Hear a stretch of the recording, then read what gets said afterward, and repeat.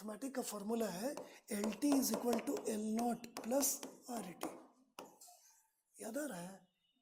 और ज्योमेट्रिक, जिसको 3 dimensional division कहते हैं, from very beginning each and every cell divide करती है। अर्थमेटिक उसको कहते हैं जहाँ पर हमने जाना कि from the very beginning each and every cell do not divide. एक सेल डिवाइड होगा, 2 बनेगा, एक डिटेन हो जाएगा। डिटेन मतलब रुक जाना, नहीं होना। एक डिवाइड करेगा, एक से कितना बनेगा? 2।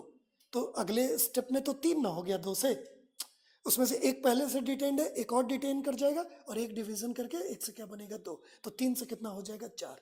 तो +1 +1 +1, ये जो इंक्रीमेंट है इसको अगर प्लॉट करिएगा तो एल शेप का एक स्ट्रेट लाइन बनेगा।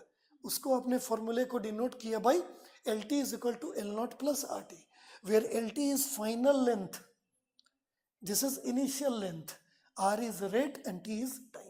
प्लस का सिंबल क्या को डिनोट करता है? मैथमेटिकल अर्थमेटिक को, प्लस को, ऐड को। समझ में आ रही है बात? और ज्योमेट्रिक का मतलब होता है जहां पर from the very beginning each and every cell divides. तो एक सेल डिवाइड होकर 2 बना, दोनों डिवाइड होकर 2 दूनी 4 बना, 4 डिवाइड होकर 8 बना, 8 से 16 बना। इसको ज्योमेट्रिक या 3 डायमेंशनल डिवीजन कहते हैं। ऐसी डिवीजन जब होगी तो हमारा जो फॉर्मूला बनेगा date is known as W1।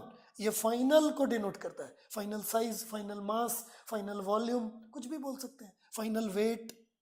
अरे बात सुनिए, इज इक्वल टू W0, ये किसको डिनोट करता है? इनिशियल को। ये फाइनल, ये फाइनल, ये इनिशियल, ये इनिशियल। यहाँ पर प्लस का सिंबल, यहाँ पर इनटू का सिंबल। इनटू का सिंबल क्यों? इसलिए क्योंकि from the very beginning each and every cell multiplies और डिवाइड्स, तो मल्टीप्लिकेशन का साइन दे दिया। और इस इक्वेशन जो हम बना रहे हैं, इसका जब ग्राफ बनाते हैं तो आपका ग्राफ ना एस शेप का बनता है, और जब एस शेप का बनता है तो उसमें ना एक लॉग फेज आता है जिसको एक्सपोनेंशियल फेज कहते हैं। और लॉग या एक्सपोनेंशियल फेज उस फेज को कहा जाता है जहां पर प्लांट अपनी बॉडी में सबसे मैक्सिमम उस दौरान अपनी हाइट को, साइज को, मास को, वॉल्यूम को अटेन करती है। समझ में आ रही है बात? तो हमने उसको डिनोट किया क्या से? उस लॉग को एक वैल्यू से, and that value is denoted by the alphabet e, जिसको नेचुरल बेस लोगैरिथम कहते हैं। और यही नेचुरल बेस लोगैरिथम का ई का जो वैल्यू है वो पीछे के लॉग टेबल में जाकर, जब अपने फिजिक्स के बुक में, मैथ्स के बुक में कहीं पर देखेंगे तो लॉग टेबल में इस ई नेचुरल बेस लोगैरिथम की जो वैल्यू है वो वैल्यू आपको मिलेगी इतनी, 2.71828। सुनना रही बात? क्लास 12th में इकोलॉजी वाले चैप्टर में लास्ट में ये आएगा। और इसके पावर में किसको लगाते हैं? आर और टी को। R is rate and T is time.